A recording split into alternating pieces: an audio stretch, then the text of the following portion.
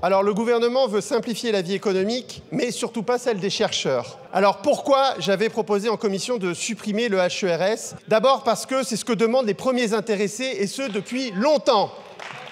C'est une très grande différence avec de nombreuses suppressions que vous proposez, dont le seul objectif est de diminuer les droits des salariés, les normes environnementales et le débat démocratique. Là, ce n'est pas la même chose. Toutes les mobilisations des scientifiques ont mis la suppression du HERS et de son ancêtre, l'AERS, à l'ordre du jour. Toutes. C'est même dans la plateforme de revendication de l'Université ouverte, la dernière mobilisation. Près de 5000 scientifiques ont signé une pétition en ce sens après sa suppression en commission, soit en seulement 2 semaines. 5000 scientifiques se sont mobilisés. Presque toutes les organisations syndicales, toutes les autres, sauf celles que vous avez mentionnées, sont pour la suppression. Sud Recherche, SNTRS, FERCSUP, SNESUP et même la CFDT Recherche. La CFDT qui travaille dans le domaine de la recherche est pour la suppression. Alors, pourquoi la communauté est aussi unanime, chers collègues?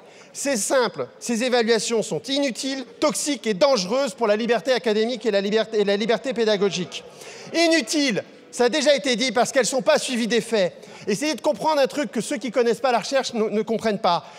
Les personnels sont évalués et recrutés par leur établissement.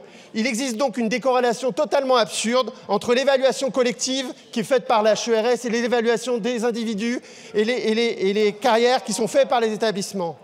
Elles sont toxiques car elles promeuvent la compétition, le publish or perish, et elles contribuent depuis des années à l'explosion des mauvaises pratiques et fraudes qu'elles sont censées combattre. Et en fait, la HERS est l'instance en charge d'appliquer le New Public Management dans la recherche, responsable du fardeau administratif et des épidémies de burn-out.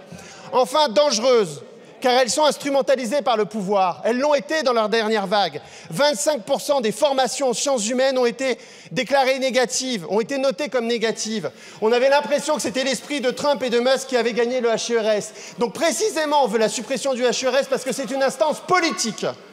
Alors, il existe des alternatives, et je conclurai par ça, Monsieur le Président. Merci de conclure, Monsieur Davy. On redonne aux établissements, aux universités, les missions du HERS. Il y a des conseils scientifiques, des CSS, des sections CNU, qui sont élus par les personnels. Elles organisent le recrutement. Elles peuvent parfaitement reprendre en charge l'évaluation.